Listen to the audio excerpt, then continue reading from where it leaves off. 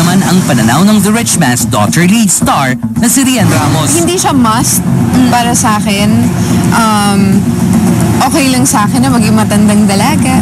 Okay lang. Okay lang talaga, promise. Wala, okay lang talaga. Tingin ko, ayoko kasing mag-dream masyado or magplano masyado kung ano yung magiging future ko. Kasi parang gusto ko open ako lagi sa kung ano yung gusto lang ni God.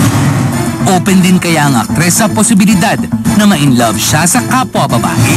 Oo, hindi talaga siya imposible. Kunwari, pag tinitignan ko si Glyza, yung iniisip ko talaga, yung ina-appreciate ko siya. Alam mo yun, pag nakatingin ako kay Althea, pag kinakausap niya ako, parang yung may nararamdaman talaga akong love.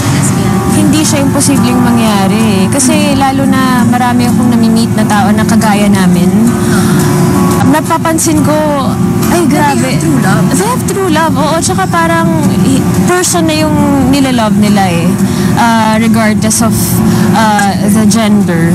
So, hindi siya imposible.